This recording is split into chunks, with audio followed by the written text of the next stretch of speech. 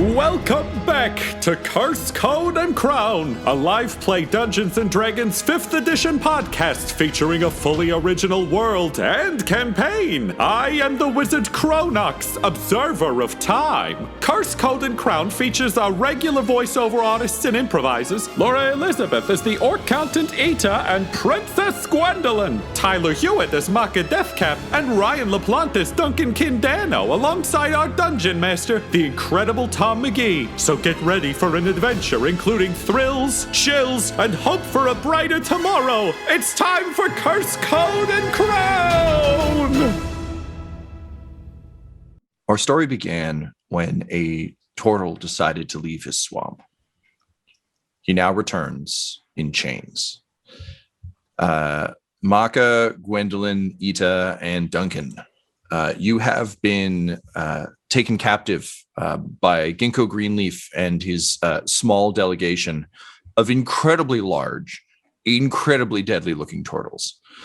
There are those moments we've described previously where all of you kind of realize, particularly for Duncan and Gwendolyn, how relatively sheltered you were in Orville. There was, like, we talked about this a bit last episode with the folks from Dalen, but just that idea of like Duncan's been in some incredibly tough fights in Orville, and then since getting sort of planet side, it's just like, oh, there are some big scary things down here that have been alive for a really long time and have only done this that just the human world really had no experience with post Necrotis War. And unfortunately, these turtles look that way. They are like, if you remember, I believe it was Toka from Secret of the Ooze. So like snapping turtle size, like big fucking just muscle bound, the Dwayne The Rock Johnson in Pain and Gain sized turtles with sort of spiked shells. And of course, Ginkgo Greenleaf, Ginkgo Longleaf. Longleaf, thank you. Every time, man. Longleaf. Every time. Right. We all have struggled with this one. So yeah, I Tom. didn't catch it at all. Bad naming, Tom. Right. Longleaf, thank you. I'm going to write that down because I'm going to fuck that up. Longleaf translates to greenleaf in English. Don't even, man. I can't do that shit.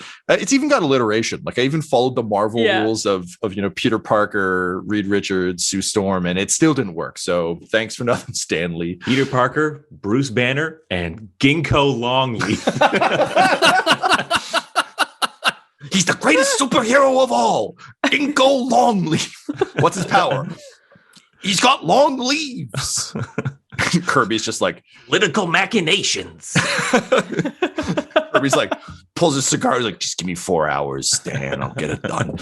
I like that a lot. Anyway, so Ginkgo, however, looks like shit. And honestly, so does his entourage. They're like not a full blown like flu, but kind of like how when people are sick in ads for like Kleenex and things, it's just kind of that like vaguely dopey, like kind of stuffed up.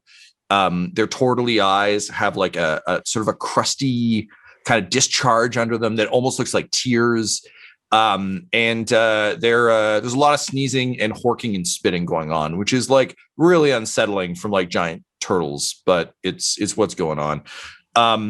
But they are quite there's a tense air as you make your way back towards the islands of Bleen, largely because Ginkgo's mission was clearly cut short, the sort of expedition to Sprongbreck, but also because no one really knows what the fuck to make of the return of Makka Deathcap.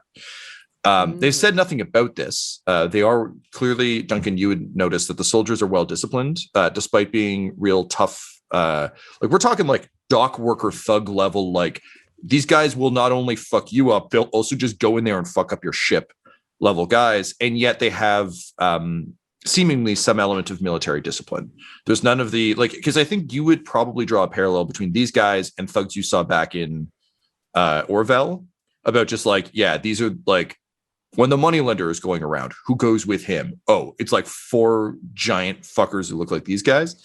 But those guys would always be shooting the shit and being kind of generally undisciplined. I think you always took that as an advantage, but also kind of like, fuck you. Like Dawnbreakers have a code. I'm like, we're disciplined, even if I am the one who's drinking in a bar alone. Shut up.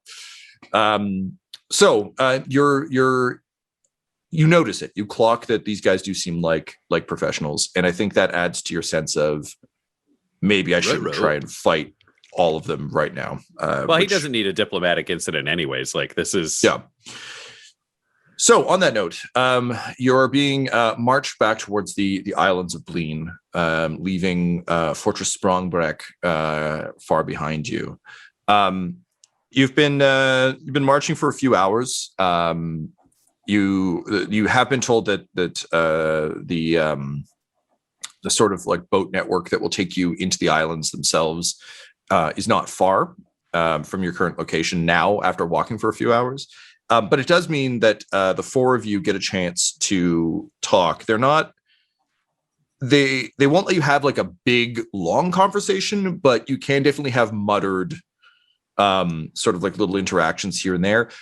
Largely because, again, it's a long walk, and they're also contending with their varying degrees of like cough, cold, sore throat, runny nose, need Vicks vapor rub or some shit. So there are enough gaps with them just all being like angrily like wiping snot away and that sort of thing that you can kind of have a minor conversation.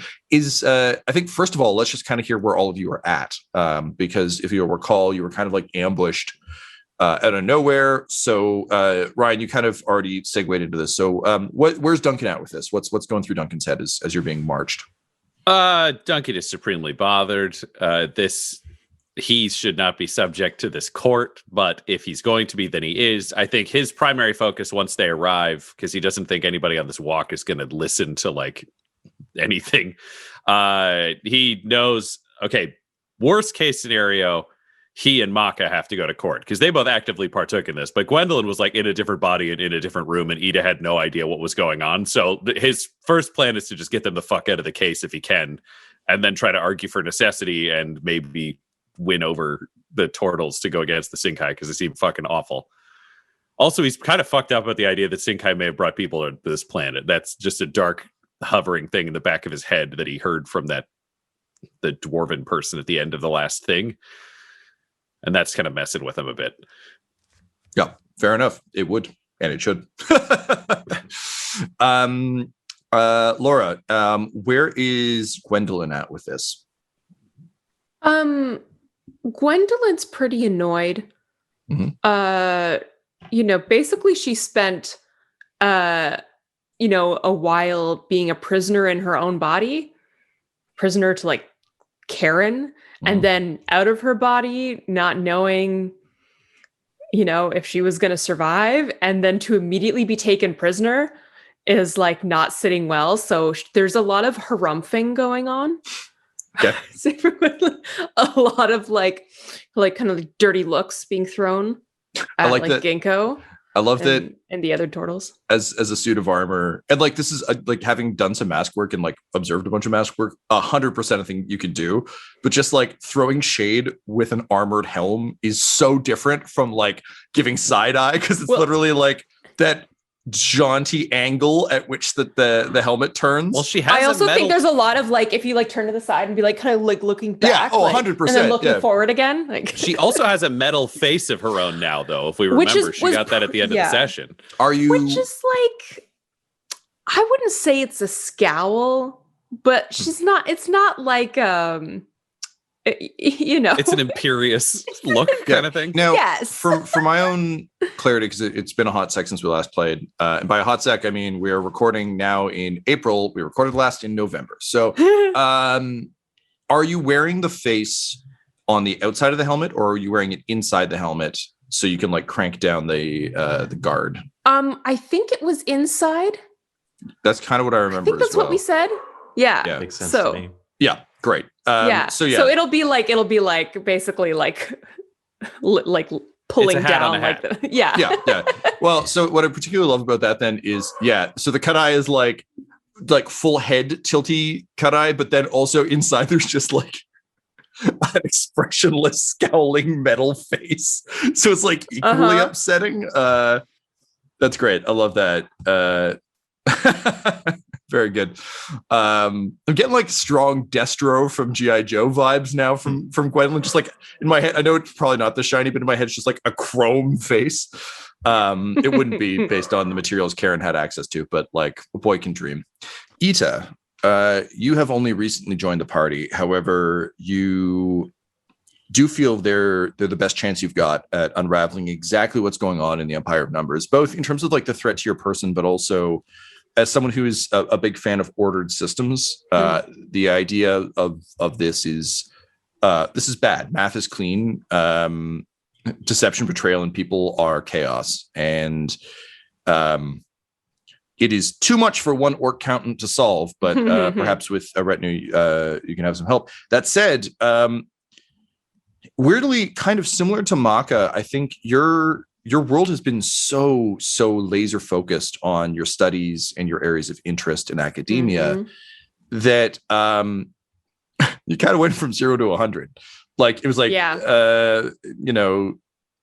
in Jurassic Park terms, it's like, this is all hypothetical. And then they're like, well, here's dinosaurs. And we also cloned a bunch of Jurassic plants. And it's just like both Dr. Grant and Dr. Sandler being like, what did you do? Like, you idiots. So you're suddenly everything's real. You're under arrest for the first time. Someone tried to kill you the other day. You thought maybe getting out of Sprongbreck would be smooth sailing all the way to the Empire. Because Ida has not listened to the other episodes of the show, so did not know what to expect. Yeah. You're under arrest. You're being marched to the consortium of Bleen. You would know of Bleen, but I think you probably haven't paid too much attention to it. So, what's going through Ida's head? I think she's kind of like saying aloud occasionally, like if she makes eye contact with someone, like one of the turtles, anyone, she's like, this does not make sense. I do not understand why this is happening. I believe that I should be returned, to solve my own problems. This is not a concern to me.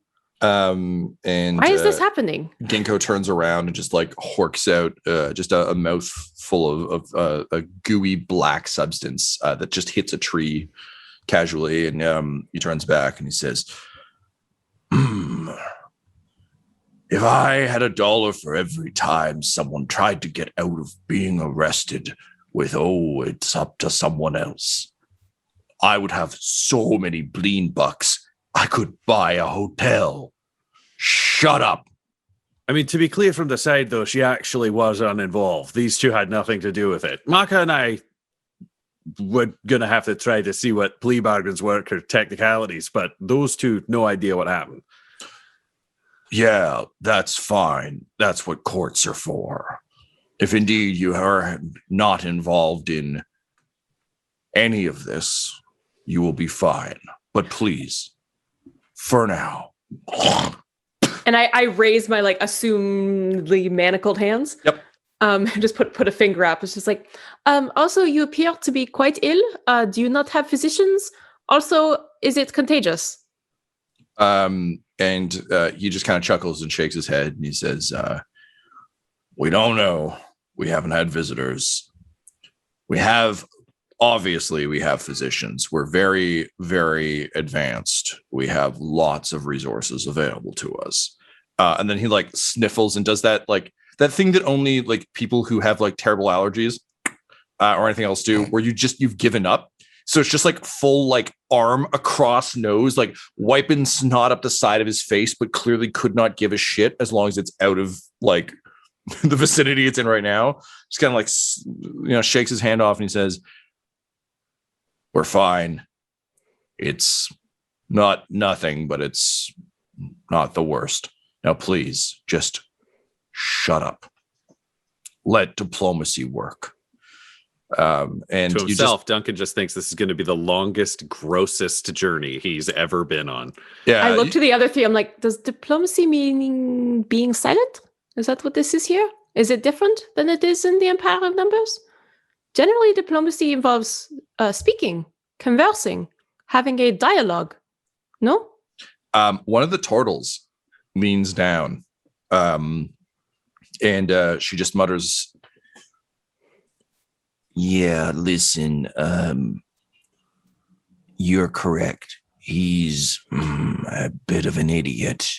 Best to just kind of let him have this one until we get back to Sour, okay? Just trust me on this." This is very frustrating. People who are incorrect should be corrected. And then I just go on, keep walking. She looks at you like you don't see it because you've already looked away because like the interaction was over. But she looks at you with just the long-suffering eyes of a retail worker, and just kind of like nods to herself. And like, Duncan, I imagine you're probably keeping an active eye on all these cats, right? Yeah. This is his new favorite turtle. I think he'll try to give that same long-suffering. Well, nod. I was gonna say you see, so kind of like over your heads because they're all huge. That glance gets passed around like an energy ball in an improv warm-up. There's just a lot of like and you see varying reactions, but Duncan, you're immediately filled with some sense of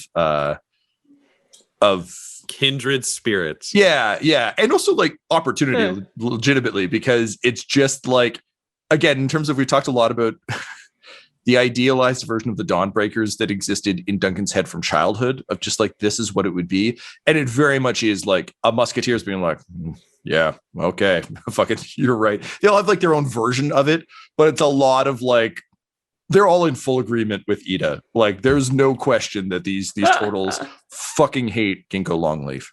Nice. Which, based on his reputation at Sprongbreck, doesn't come as a surprise, because he seems like a diplomat who's known for like wrecking orgy rooms. Like, he's like a FIFA executive. He's just there for you to throw money at him so that he can be like, maybe, bye. All right, then I think Duncan will change his strategy for the rest of the trip, which is he would like to be as polite and like reasonable as possible with the guards, and then do whatever he can to slightly embarrass or make Ginkgo Longleaf look stupid in a way that won't get Ginkgo mad at anyone other than maybe Duncan. But I feel like he thinks he can win over those people by being the like, make the dumb guy look bad. Okay, this is an interesting. I like this a lot. This is an interesting way to play it. Make the dumb guy look bad. Wonderful. Well, he's also rude and arresting people. I know. It's just fuck like him. Yep. It's just like as a phrase on its own. It's like, Yeah, I honestly, like, who am I to dictate t-shirts? But like, all right. So, Ryan, I think I was going to give you a list of skills you could try, but rather than that, let's do something a bit smarter. How do you think you would attempt to do this?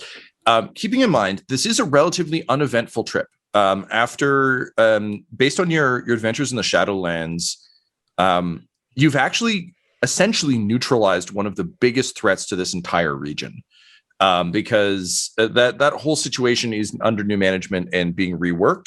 And as a result, like, it's people who are used to this being not an active war zone, but like a really, really dangerous trail, hence the giant muscle, suddenly finding themselves walking it safely. So it's a relatively uneventful, in a lot of ways, like that boring part of police work that, cop shows never show, where it's just like paperwork or like sitting in a car for 9 hours. It's that part. So you do have some opportunities here. I'm curious to hear, on this relatively uneventful walk, what are you trying to do to make Ginkgo Longleaf look like a putz? Okay, so I think there's 2 steps to this. There's getting the guards to like him and embarrassing Ginkgo Longleaf, which also might get the guards to like him. So I would argue there's a performance role and there is a persuasion role. And I think the persuasion is trying to get, because guys like that always make bad calls with staff at all times. Like, there's a bunch of inefficiencies and weird chores that are assigned. And I think he'd be playing it all off very Duncan as charming Duncan. The persuasion is trying to get Ginkgo to decide things that will make life easier for the crew or to let little things go. The performance is because he wants to engage in conversations with Ginkgo that make Ginkgo feel that he's important, but actually involve Ginkgo telling incredibly embarrassing stories about his own failures that would clearly entertain the guards behind them without Ginkgo knowing that he is playing this interlocutor kind of role. That's very good. Here's a question. This is weird. This is a DM question that I'm going to ask you as, I think, a player and a character. Should I check in with Makka to see where Makka's at with all this, in the off chance that gives you additional information or I think, yeah, he can use it. Like, I think it feels like day one was figuring out what the fuck the vibe was if this is a 2-day journey, and day 2 is okay. So hang tight on those rolls. Yeah. Let's see where Makka's at, and then that might, if Makka is doing things, that might give you additional inroads or other things. It's basically like if you just spent a skill point in a video game on like additional dialogue options. So let's see where that leads us. Yeah. Makka. It is weird coming home. There's a lot going on here. You're not too blean yet, so there's still obviously that gap. But obviously this is a pretty big thing for you. What's going on for Makka? Well, this seems like a terrible inconvenience, given what we're trying to do here. There's only like Makka would never phrase it this way, but I think there's this level of frustration of like, there's only a global curse afflicting the population that we chosen few are attempting to stop and reverse. And we haven't made much headway, and there have been, these diversions and things like that. And this is just like another one. And it's just like, under arrest for what? For what? For what? I think it's just so to kind of give it like Makka's spin on it. He's probably very perplexed and kind of looking at opportunities to remove himself and his companions from this situation so that they can carry on their mission. Okay. All right. Can you roll me?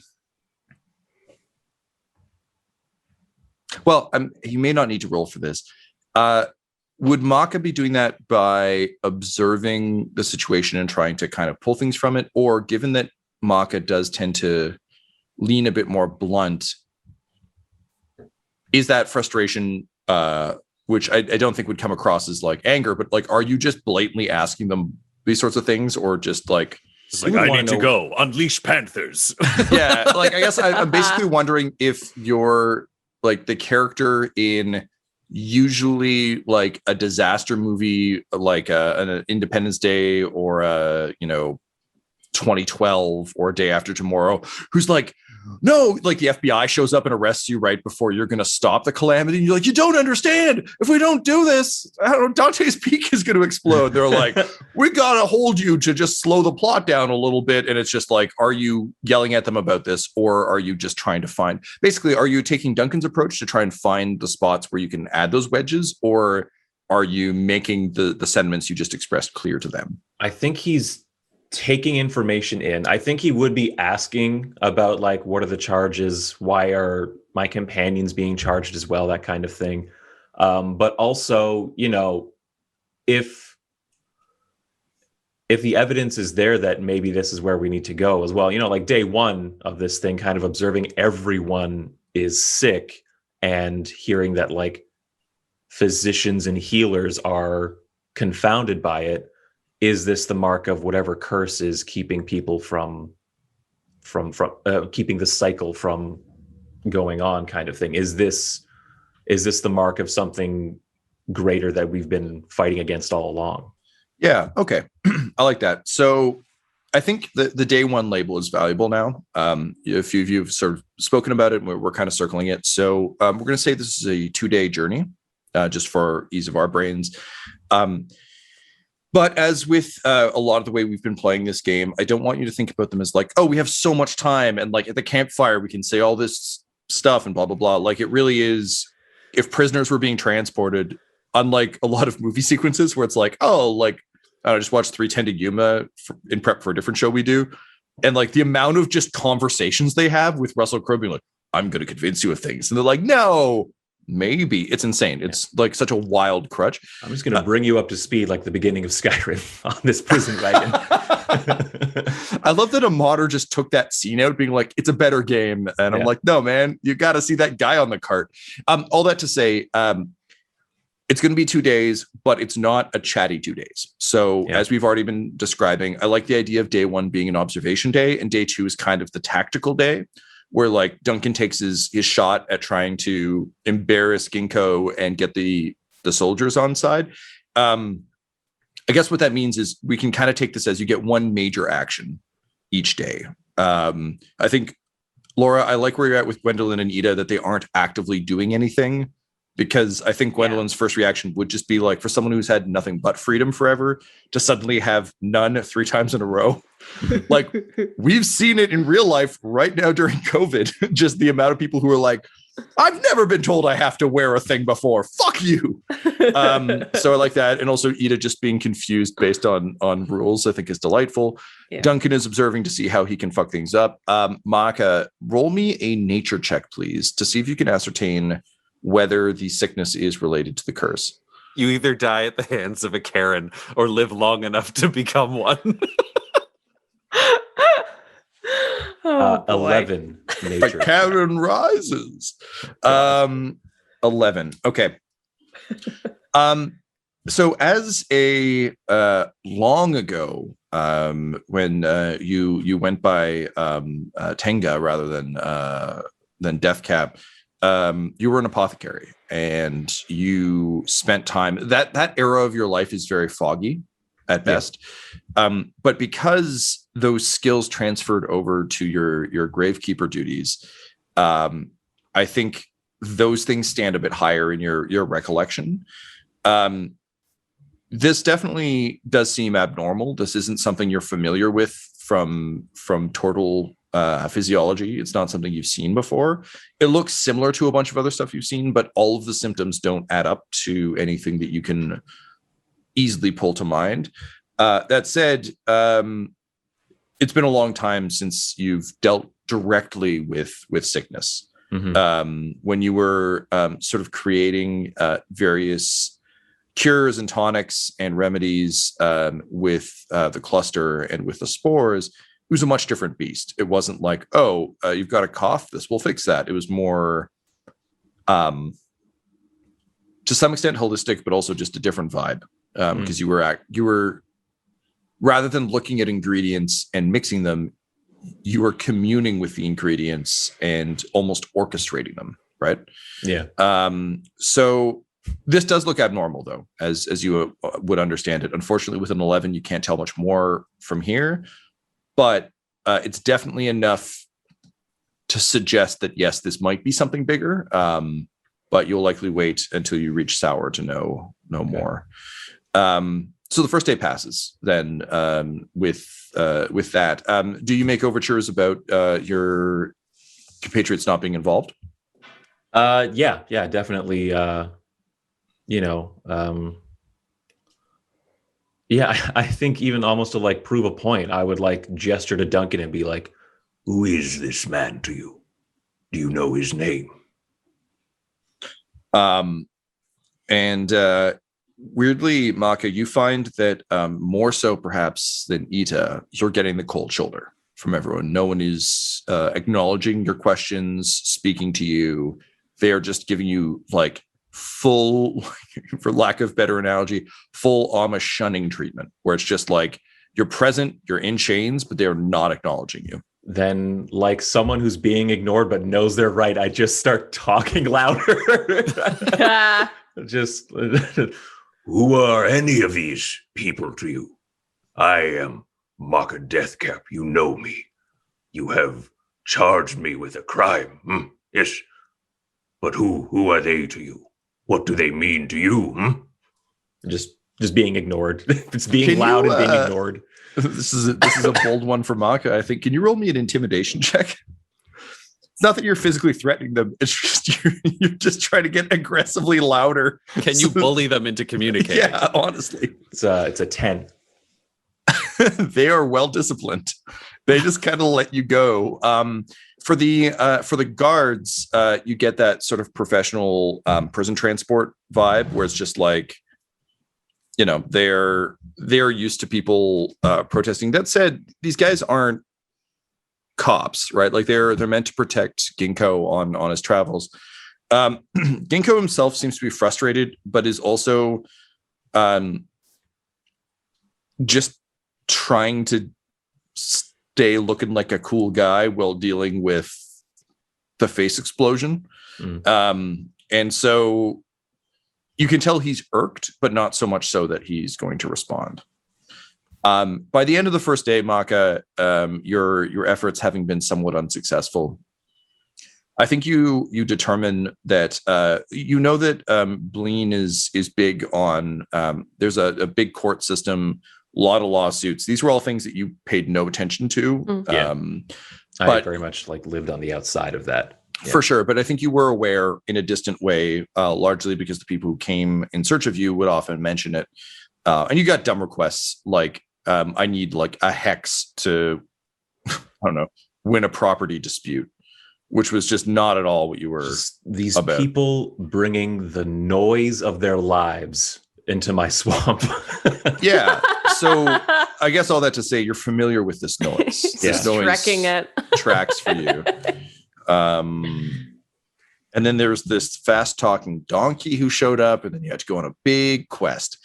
But you, by the end of the first day, I think realized that you're not really going to get answers to any of this. And also, that said, based on your understanding of the commerce system of Bleen, despite being very noisy, as you would define noise, it is fair to a degree in that they care about their systems. Not that the systems themselves are in any way just or fair or equal, but they do care about the systems. So the odds of your compatriots getting the sort of treatment and reexamination you're asking for is very high once you arrive in Sour. Right. Unfortunately, it seems like these guys are not going to entertain any of that from here to there. So with that, Duncan, you've now observed a full day of Makka trying to get a rise out of, not even a rise, but trying to get the reconsideration. Does that play into your plans or your strategy at all? I think, he's never going to play to the idea that they should be let go. He's not going to play on the injustice of the situation. I think he's going to drop that, and he's focusing purely on like the social aspects of trying to like win people over, hearts and minds style, where clearly the Ginkgo and the Ginkgos of the world are not going to be of great use. But if there are decent professionals struggling through, then there are clearly people who know the system might not be working, and those are way more important friends to have in Duncan's mind. Okay. So on the second day, the camp is quiet, purposefully so. There is some murmuring of concern about denizens of the Shadowlands still perhaps being active. Gwendolyn, Makka, and Duncan, you're pretty certain that won't be an issue, but again, old habits. Also, no like caravan vanguard in their right mind be like, oh, you said it's not a problem anymore, well fuck it, let's all get high. Like they're still very much putting in the amount of effort that, Duncan, I think you observing them would expect from professionals with this kind of like delicate shitty cargo of ginkgo longleaf in their charge. But the next day you're on your way to the boats. Duncan, having observed Makka's failure the day before, you've reformulated your plan somewhat. You're going with a performance and a persuasion, I believe. Is that correct? Yes, that is correct. And performance is for the...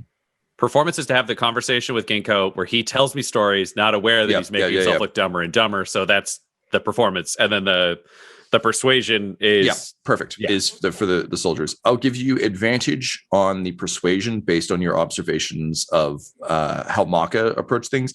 I think with Ginkgo, you're still kind of at zero, largely because like people that shitty, there's a limit to how much wiggle room you have, because it's just like, oh no, I get it. You're going to do anything possible to save your completely worthless ass. So I can't really... There's not a whole lot of wiggle room there. That's just how it's going to be. No, but here's the joy of it. Duncan is a professional wiggler because he will use his full swashing abilities to use a swashing point. So he can use an ability that I have called braggadocio, which means I can give myself advantage on a charisma saving throw or skill check in which I am proficient, which includes this. So amazing. Also, it is worth mentioning for those of you viewing and listening that our party has leveled up after their long trials in Sprongbreck. Everyone has reached level 8. So there might be some cool new powers kicking around that I also don't know about. So good luck, my planned encounters. We'll see what happens. All right. So for the performance, it is a 26. Yeah. For the persuasion, it is a 23. I mean, after that 26, I was expecting more, but I guess I'll take it. All right, amazing. So yes, you succeed in both your tasks. Describe what happens. I think he would probably, so in terms of security, there's always stuff that's like actually necessary that, you know, bodyguards always want to do, but their clients won't let them. And then there's shit that the clients think needs to be important, but doesn't make sense. So it's just like at night, you know, the client, you know, Ginkgo would be the guy who'd want the security people right around the fire, which is like the least useful place to have them, or he'd come up with his own patrol routes that don't make any fucking sense, or he'd require them to wear all of their armor and carry all of their gear at all times, which just like tires you out and isn't smart. So I think it's like trying to cut down on that shit is the persuade into like coming up with an idea that he's clearly, you know, either overheard people grumbling about or he knows, making Ginkgo think that's Ginkgo's idea, and then just kind of making the day better for everybody. And in terms of the stories, I think he would open talking about that orgy room. Like, I think it would be, instead of approaching Ginkgo, where his first instinct would be to try to challenge him on things, but he learned that doesn't work here. I think it's way more coming up and trying to pretend to be like a fan, but with that like 10% sarcasm that people don't always hear when they think someone thinks they're cool. So it's just getting Ginkgo to talk about his exploits, about that time he did so much sex or whatever, and then just like other cool things he did at parties that clearly make it, trying to make him sound like Ed Helms in The Office whenever Andy talks about like the cool things he did at Cornell, where he's like, they call me boner champ because I got drunk and fucked a snowman, and you're like, this guy is not cool. Yeah. But he's so proud, and I think that's the goal conversation. Okay, amazing. So yes, this works tremendously well. Ginkgo is he doesn't want to talk about the charges or anything else, but he's talking about himself.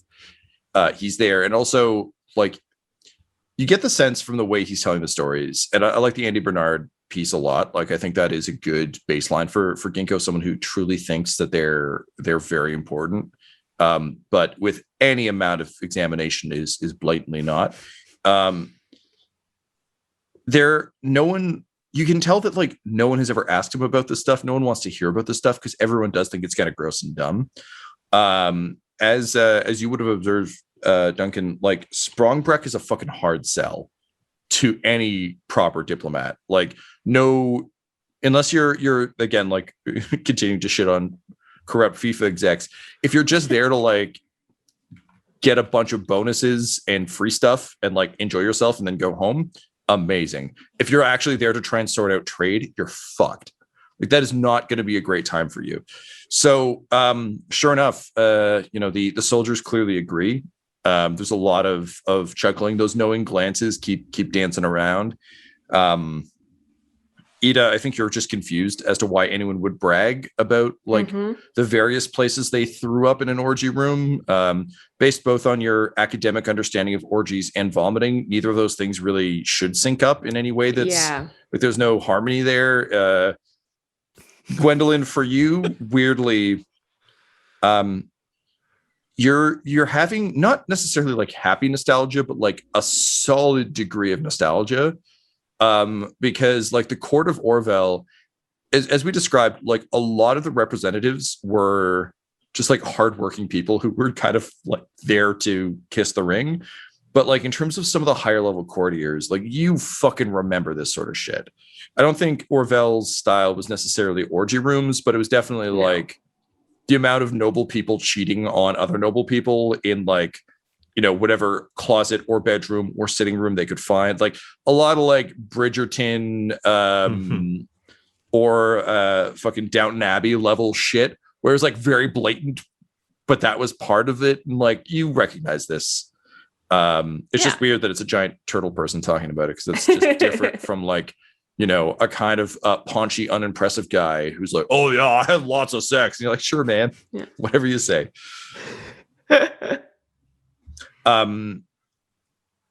Cool. So, Duncan, you can feel that the soldiers are on side. Also, like from their reactions, you do get the sense that like this is a job for them. And once Ginkgo is safe and you guys are safely returned to Sour, the odds of them like sticking around and being on side with any of this shit are very low. Like you're getting a good sense of kind of where everything goes, which to your thinking around how their court system must work is a good sign. If this is kind of the way things work, not everyone is as corrupt as Ginkgo. There seems to be legitimate systems you can play here that you might not otherwise. I'm going to give you 1 point of inspiration for your successful scheming. Nice. Makka, you observe all of this. Is there anything else you would be doing? No, I think just patiently waiting for answers at this point. All right, fair enough. He's asked his questions and the answers will come. And so at the end of the second day, you make it to the boats, and these are they're smallish. They're not huge. There are a lot of them as you kind of reach the edge of the woods and sort of see the amount of boats that have been pulled up. There are a lot of ferry people just waiting, just kind of doing that classic sort of Jesus, what's the sinking city? Venice. Just doing that, like sitting on the edge of your stick, like smoking a cigarette thing of just like someone's gonna need a water taxi eventually. But you're struck by just how many of these boats you see out on the water. Like there are a ton going to and fro and making their way sort of in all various directions. So yes, you see a turtle who kind of immediately, as you start to approach, starts getting the boat ready. The boat itself is very fucking fancy for a small, essentially dinghy, somewhere between a dinghy and a gondola. But it is well appointed. There's lots of cushions. It definitely seems like it's been dressed for tourists, if that makes any sense. And the fairy woman just kind of looks up and says, Ginkgo Longleaf, you've returned somewhat. And then she like wipes her nose and coughs a bit and says, sooner than expected. Did things not go well with Fortress Sprongbeck? And he just puts up his hands. He's like, not as fun as some previous times, I gotta say, but we found a different kind of success. I've been telling this one all about it. Chatty prisoner, but he's interested in a good story. And he points to Duncan.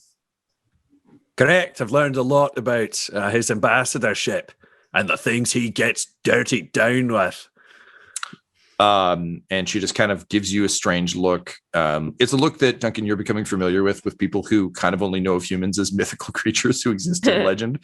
And she says, well, wait, did you get up to any of those adventures on this trip?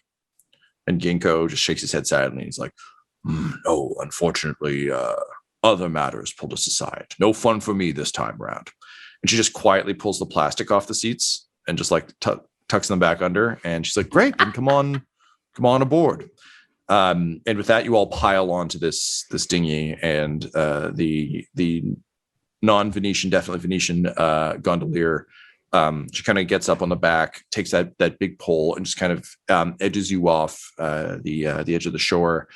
And you begin to venture kind of out onto the open water towards a series of islands just scattered with massive structures that you can see even at distance. You can see the glint of gold quite firmly. And as the boat starts to reach the open water, the four of you finally arrive in Blean.